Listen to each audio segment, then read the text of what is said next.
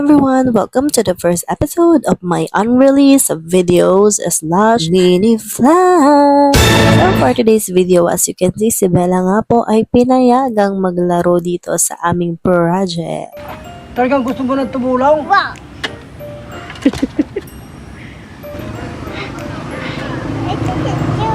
It's hard. Hard! Talo pa yung... Go. Okay. Yung katulad kanina. Paa mo.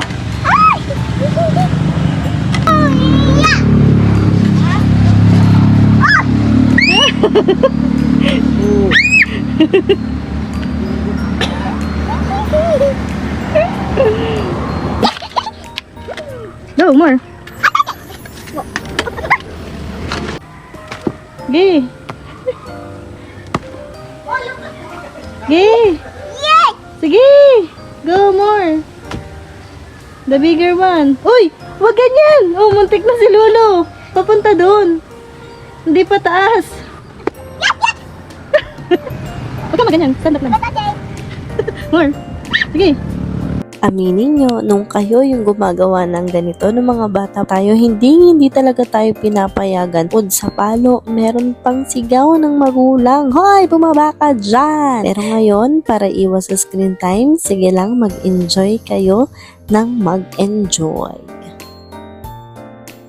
So, etong clip naman na to is nung nagpa-deliver na kami nitong panambak nga dahil meron kami ditong gagawing project sa may side ng bahay namin. Ito yung sa may harap and then papatagin lang yan tapos may ipapatayo kami dyan na something. Ayun, so yun yung project namin. Dahil yung side na to ay dati marami siyang tanim. Kaya nung nalinis na ay nag-decide na kaming ma-deliver ng panambak para makapag-start na kami. Habang tumatanda nga kasi yung mga magulang natin, parang ang sarap na lang talagang ibigay ng mga gusto nilang mangyari. I mean, halimbawa, eto, may gusto yung father ko na ipatayo sa side na to kasi maganda daw siya. Magandang place siya para dun sa iniisip niya. Ayun, so yung mga ganito talagang bagay, yung parang, sige na, ibigay na natin kasi request naman na niya yan. Tapos, hindi din namin akalain na napakahirap pala magpatag. Kaya yung nakita nyo kanina, nag-start na talaga kami. And yun nga, si Bella, nakisali siya. Tapos, ayan, nagtulong-tulong kami. Hindi ko alam kung pa ilang day na to. And sa sobrang hirap nga nitong patagin, Jesus is great and He really provides.